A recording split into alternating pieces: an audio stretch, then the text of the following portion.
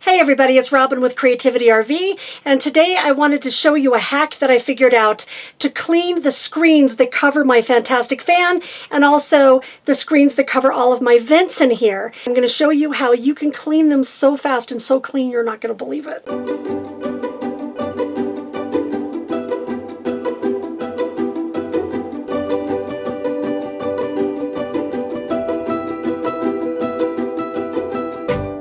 Now, if you read your RV manual, if it's like mine, it says to put these screens in some soapy water, but I found that it wasn't really getting the lint out, and then I was picking lint out of those little pieces of the screen.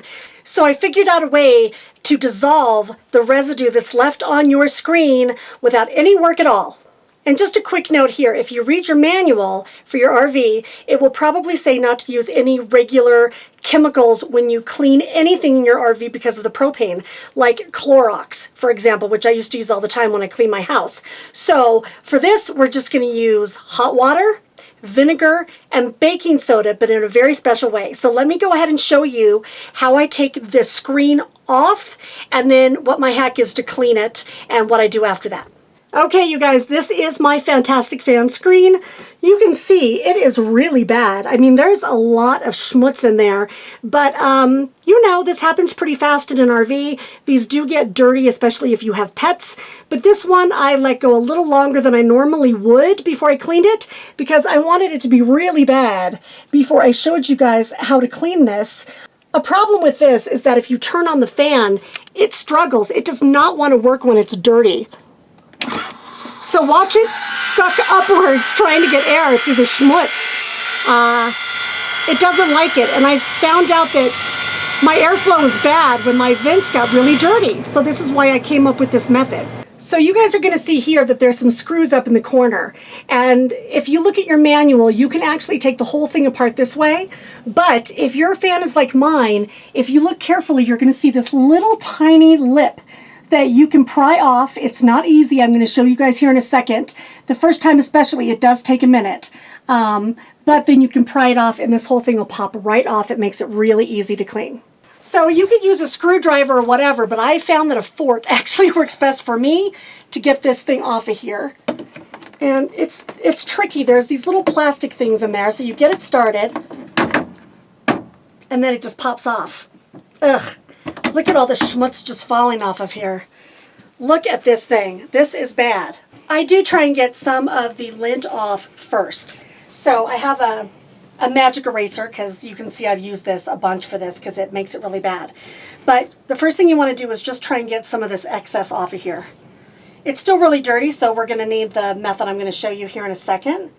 But you just want to kind of scrape this stuff off of here. Oops, and it falls on my chair.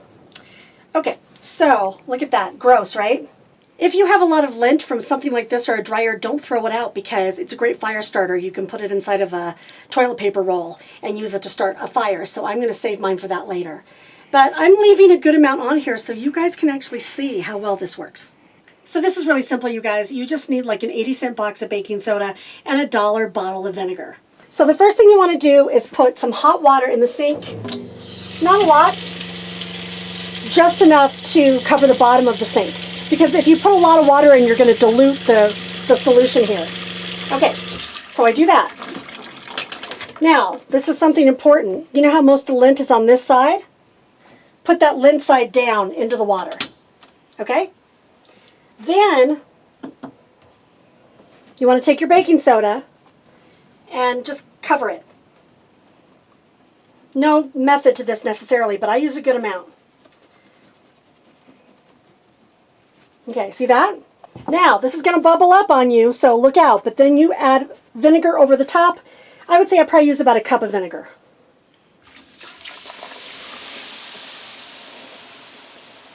Look at the schmutz on the side of the sink. Now, you can let this sit in there and bubble if it's really dirty. I would recommend that. Or you can just do this. Move it around a little bit, get the edges. And then I just have to rinse it and it all comes off. Look at this water. It's gross. That was all up on my fan. So I do get some lint, but I catch it in my trap. But then you just rinse it with the warm water. That's it. It's clean. And then I just rinse it off. Let it dry out, and my screens are clean. You can also do these types of screens. I do that also. And then I like to take a vacuum and vacuum out the inside of the vent.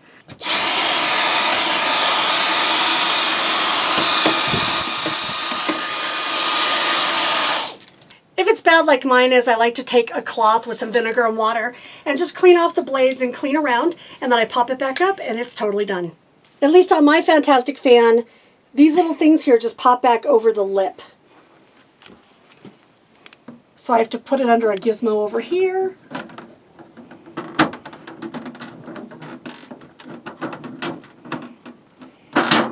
There it goes. There. Done. Now look at the difference in how it works.